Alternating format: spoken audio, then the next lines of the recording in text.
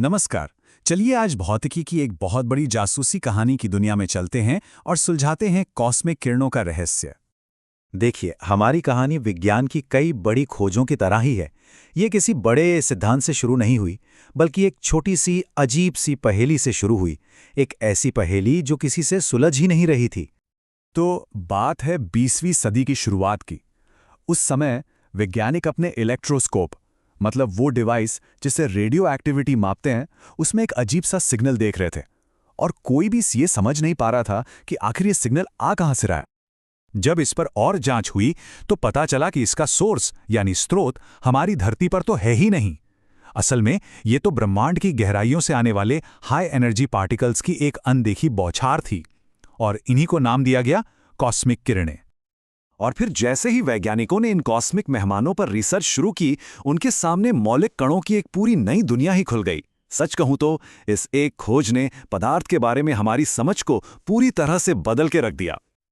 ये बात बहुत दिलचस्प है कि जब बड़े बड़े पार्टिकल एक्सेलरेटर्स नहीं बने थे, तब हमारा वायुमंडल ही हमारी लैब हुआ करता था। कॉस्मिक किरणों के टकराव ने ही हमें पॉजिट्रॉन, म्यूऑन, पायोन और यहां तक कि स्ट्रेंज पार्टिकल्स जैसे कई नए कणों से मिलवाया। ऐसा लगा जैसे कणों का एक पूरा चिड़ियाघर ही मिल गया हो। हाल के कुछ दशकों में तो इस जांच में और भी तेजी आ गई है। हमारे पास अब ऐसे एडवांस टूल्स हैं जो हमारे ब्रह्मांड के बारे में एक से बढ़कर एक नए सुराख दे रहे हैं। पहला सुराग हमें मिला हीलियोस्फेयर से। ये एक तरह का सुरक्षा कवच है जो हमारा सूरज अपनी सौर हवाओं से बनाता है। ये समझना बहुत जरूरी है क्योंकि यही हीलियोस्फेयर एक ढाल की तरह हमें बहुत सारी कॉस्मिक किरणों से बचाता है। हमने वोयाजर और यूलिसिस जैसे स्पेसक्राफ्ट को इस बुलबुले के पार भेजा। इससे हमें इसे एक लोकल लैब की तरह इस्तेमाल करने का मौका मिला, ताकि हम समझ सकें कि हमारी गैलेक्सी में बड़े लेवल पर क्या हो रहा है। इतना ही नहीं, एसी मिशन ने तो एक और चौंकाने वाली बात बताई कि सूरज से आने वाले ऊर्जावान कण सीधे सौर हवा से नहीं, बल्कि आयनों के एक खास सुपर थर्मल पूल से आते हैं। अच्छा, अब दूसरा बड़ा सुराग हमें मिला न्यूट्रिनो नाम के भूतिया कणों से। जब वैज्ञानिकों ने इनकी स्टडी की तो एक ऐसा राज सामने आया जिसकी किसी ने उम्मीद भी नहीं की थी। पता चला कि न्यूट्रिनो में वजन होता है, यानी मास होता है। अब आप सोचेंगे कि इसमें क्या बड़ी बात है। बड़ी बात यह है कि पार्टिकल फिजिक्स का जो सबसे बड़ा सिद्धांत है, स्टैंडर्ड मॉडल, उसमें यह बात थी ही नहीं। मतलब इस एक खोज ने हमारी पूरी समझ को हिलाकर रख दिया। और हां, इसी कमाल की खोज के लिए 2002 में फिजिक्स का नोबेल प्राइज भी मिला।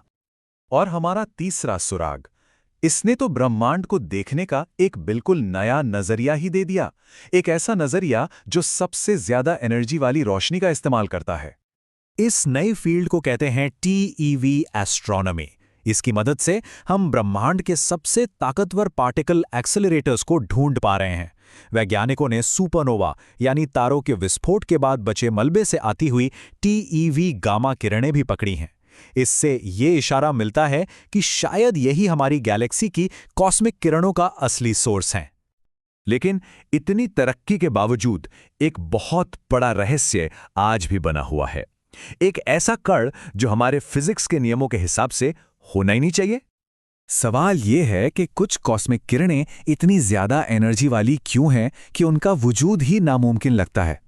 देखिए, फिजिक्स के हिसाब से कॉस्मिक किरणों की एक स्पीड लिमिट है, लेकिन हमें ऐसे कण मिल रहे हैं जो उस लिमिट को तोड़ रहे हैं।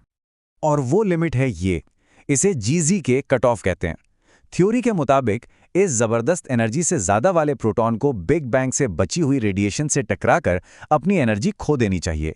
मतलब स्पेक्ट्रम में एक कट ऑफ दिखना चाहिए, पर ऐसा हो नहीं रहा।